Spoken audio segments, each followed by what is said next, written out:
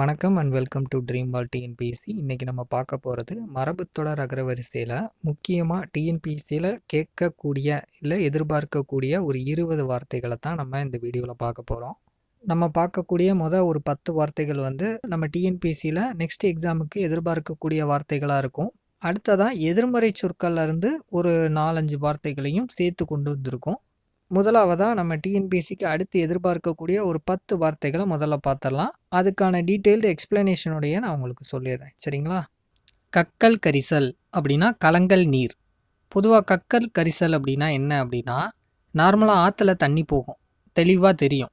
ஆனால் மழை நேரத்துலையோ வெள்ளம் வரும்போதோ பார்த்துருக்கீங்களா, மண் குப்பை எல்லாம் அடித்து சேறு சகதியுமாக கலந்து அந்த நீர் போகும். அதை நம்ம என்ன சொல்லுவோம், கலங்கிய நீர் இல்லை தெளிவில்லாத நீர்னு சொல்லுவோம். பொதுவாக பேச்சு வழக்கில் சொல்லுவாங்க, மழை வந்ததால் ஆற்றுல தண்ணியெல்லாம் கக்கல் கரிசலாக ஓடிக்கிட்டு இருக்கு, நீ வேற அங்கே போய் குளிக்கிறேன்னு போகாத அப்படின்னு. அடுத்ததான் கங்கணங்கட்டுதல் அப்படின்னா ஒரு செயலை முடிக்க முனைந்து நிற்றல். இது பேச்சு வழக்கு தான்.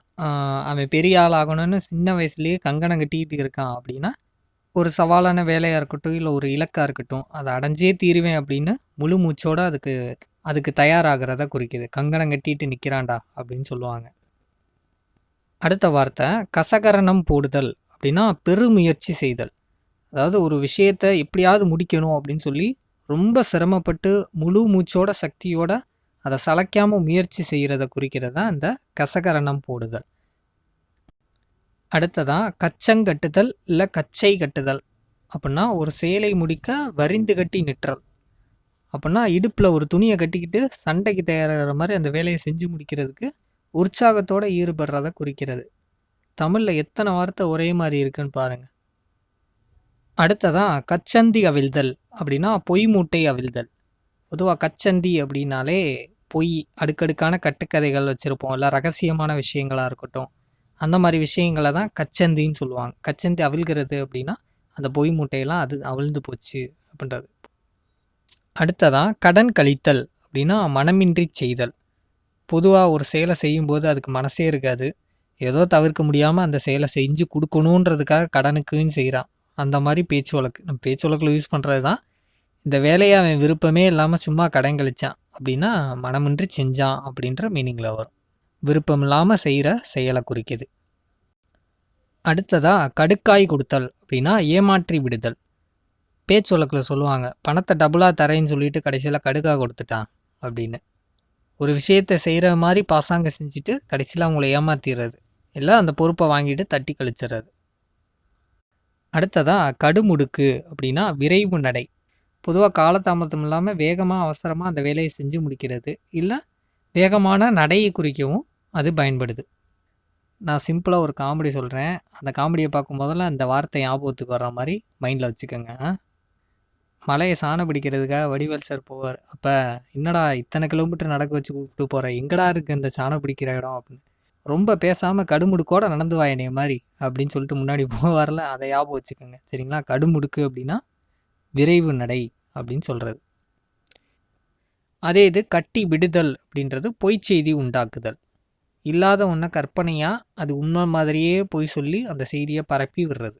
பேச்சு வழக்கிலே நிறைய யூஸ் பண்ணியிருப்போம், இருக்கிறது எல்லாத்தையும் சேர்த்து கதை கட்டி விட்றாம்பாரு அப்படின்னு. ஸோ கட்டி விடுதல்ன்றது பொய் செய்தி உண்டாக்குதல். அடுத்ததாக கண்டதும் கடியதும் அப்படின்னா நல்லதும் தீயதும். ஒரு விஷயத்தில் இருக்கிற நல்ல அம்சங்களை கண்டது அப்படின்னு சொல்லுவாங்க, தீய அம்சங்களை கடியது அப்படின்னு சொல்லுவாங்க. பேச்சு வழக்கில் எப்படி சொல்லுவாங்கன்னா, வாழ்க்கையில் எல்லாத்தையும் ஏற்றுக்கணும்ப்பா, கண்டதும் கடியதும் கலந்தது தானே உலகம் அப்படின்னு. அதான் நல்லதும் கெட்டதும் கலந்தது தான் உலகம் அப்படின்ற மீனிங்கில் வரும். அடுத்ததாக கண்டானும் உண்டானும் அப்படின்னா வீட்டு தட்டுமுட்டுகள். தட்டுமுட்டுன்றது ஜாமான் ஜெட்டுகள், அதைத்தான் குறிக்கிறது, சரிங்களா? நார்மலாக வீட்டில் அத்தியாவசியமாக பயன்படுத்துகிற கண்கண்ட எல்லா விதமான சிறிய பெரிய உபயோகப் பொருட்களை எல்லாத்தையும் பொதுவாக குறிக்கிறது தான் இந்த கண்டானும் உண்டானும். பொதுவாக பேச்சு வழக்கில் சொல்லுவாங்க, புது வீட்டுக்கு இன்னும் சில கண்டானும் உண்டானும் வாங்க வேண்டியிருக்கு அப்படின்னா வீட்டுக்கு தேவையான ஜாமான்களை வாங்க வேண்டியிருக்கு, அது தட்டுமுட்டு பொருட்கள். ஸோ கண்டானும் உண்டானும்னா வீட்டு தட்டுமுட்டுகள் அப்படின்றது. அடுத்ததாக கண்ணோடுதல் அப்படின்னா இறங்குதல் இல்லை மேற்பார்வை பார்த்தல். பொதுவாக ஒருத்தவர் மேலே இறக்கப்படுறது, பரிவு காட்டுறது அப்படின்ற மீனிங்கில் வரும். இல்லை அந்த வேலையை சரியாக செய்கிறானா அப்படின்ற மேற்பார்வையிடுறதை குறிக்கிறதும் பொதுவாக பேச்சு வழக்கில் அந்த ஏலப்பையன் மேலே அவர் கண்ணோடி உதவி செய்தார் அப்படின்னா இறக்க மனசோட உதவி செஞ்சார்ன்ற மீனிங்கில் வரும். அடுத்ததாக கண் வளருதல் அப்படின்னா தூங்குதல், தூக்கத்தை குறிக்கிற மரியாதையான சொல். பேச்சு வழக்கில் சொல்லுவாங்க, குழந்தை ரொம்ப நேரமாக கண் வளருது, எழுப்ப வேணாம் அப்படின்னு. இப்படிலாம் வார்த்தை இருக்குன்னு பாருங்கள். இனிமேல் பக்கத்தில் உங்கள் பக்கத்தில் யாராவது தூங்குனாங்கன்னா அவன் கண் வளர்த்துக்கிட்டு இருக்கான் அப்படின்னு சொல்லிடுங்க. அடுத்ததாக கரைத்து குடித்தல் அப்படின்னா முற்ற கற்றறிதல். இதுவும் நம்ம பேச்சு வழக்கில் நிறையா சொல்லுவோம். அவன் அந்த புக்கை ஃபுல்லாக கரைச்சி குடிச்சிட்டான், அவனுக்கு அதில் தெரியாத எதுவுமே இல்லை அப்படின்னு. ஸோ ஃபுல்லாக படித்து முடிச்சிட்டான் அப்படின்னு மீனிங்கில் வரும். அடுத்ததாக காக்காம்போக்கான் அப்படின்னா ஊர் பேர் தெரியாதவன். எந்த ஒரு பின்புலமோ நிரந்தர முகவரியோ இருக்காது. எங்கேருந்து வந்தான் எங்கே போகிறான் அப்படின்னு யாருக்கும் தெரியாத ஒரு நபரை குறிக்கிறது. அவன் ஒரு காக்காம்போக்கா மாதிரி யாருக்கும் தெரியல அப்படின்னா அறிமுகமே இல்லாத ஒருவரை குறிக்கவும் பயன்படுது. அடுத்ததாக கண்டு முதல் அப்படின்னா அடித்து முதலான தானியம். முதல்ல கிடைக்கிற தானியம் சொல்லலாம், அறுவடை பங்கு. அதாவது அறுவடை விளைச்சலில் கிடைக்கிற முதல் பங்கு. ஒரு நிலத்தில் தானியம் விளையுது அப்படின்னா அதை அறுவடை செஞ்சு தூற்றி எடைக்கு பின்னாடி முதலாக கிடைக்கிற தரமான தானியத்தோட அளவை குறிக்குது. பேச்சு வழக்கில் சொல்லுவாங்க, இந்த வருஷம் நெல் கண்டு முதல் அதிகமாக இருந்துச்சு அப்படின்னு. ஸோ கிடைச்ச தானியமே அளவுக்கு அதிகமாக இருந்தது. அதான் கண்டு முதல்னா அடித்து முதலான தானியம் அப்படின்றது. அடுத்து வரக்கூடிய வார்த்தைகள் எல்லாமே எதிர்மறை சொற்களாக இருக்கும். ஸோ இதை டிஎன்பிசியில் கேட்குறதுக்கான வாய்ப்புகள் அதிகம்தான். அந்த வரிசையில் நம்ம பார்க்கக்கூடிய முதல் வார்த்தை கட்டுக்கதை அப்படின்னா பொய்க்கதை. அதுவும் நம்மளுக்கே தெரிஞ்ச வார்த்தை தான். அவர் சொல்கிறதெல்லாம் வெறும் கட்டுக்கதைப்பா, அதெல்லாம் நம்பாதீங்க அப்படின்னு. அதாவது உண்மையிலேயே நடக்காத கற்பனையாக அவராக திருச்சி சொல்கிறது, இல்லை உண்மைக்கு புறம்பான ஒரு கதை, அதுதான் கட்டுக்கதைன்னு சொல்லுவோம், பொய்க்கதை. அடுத்ததாக கயிறு கட்டி விடுதல், கயிறு திரித்தல் அப்படின்னா பொய் செய்தி உண்டாக்கி விடுதல். பேச்சு வழக்குலலாம் நிறையா சொல்லுவாங்க, அவன் தான் இந்த விஷயத்துக்கு கயிறு திரிச்சு விட்ருக்கான் அப்படின்னு.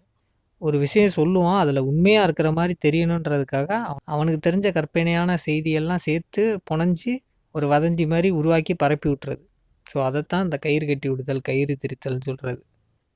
அடுத்ததான் கல்லில் நாறு உரித்தல் அப்படின்னா இல்லாத பொருளை பெற முயலுதல். கல்லில் போய் நார் மாதிரி சின்ன ஒரு பொருளை உரிக்க முடியுமா? ஸோ அந்த மாதிரி அவர்கிட்ட பணம் கேட்குறது கல்லில் நார் உரிக்கிற மாதிரிப்பா, பயனற்ற முயற்சி அப்படின்ற குறிக்கிறது.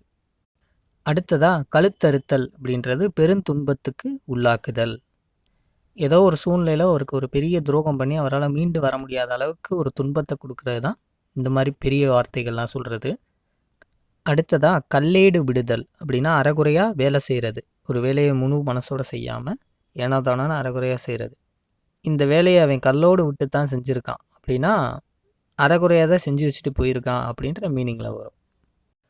அடுத்ததாக கற்போடுதல் அப்படின்னா காரியத்தை கெடுத்தல். கல்லை தூக்கி போட்டான் அப்படின்னு, நல்லா போய்கிட்டு இருந்த வேலையில் இவன் தான் கல்லை போட்டுட்டான் அப்படின்றது கற்போடுதல். அப்படின்னா காரியத்தை கெடுத்து விட்டுட்டான் அப்படின்றது. ஃபாலோ பண்ணாதவங்க ஃபாலோ பண்ணிவிட்டு சப்ஸ்கிரைப் பண்ணி வச்சுக்கோங்க. அடுத்தடுத்த வீடியோஸில் சந்திப்போம். தேங்க்யூ.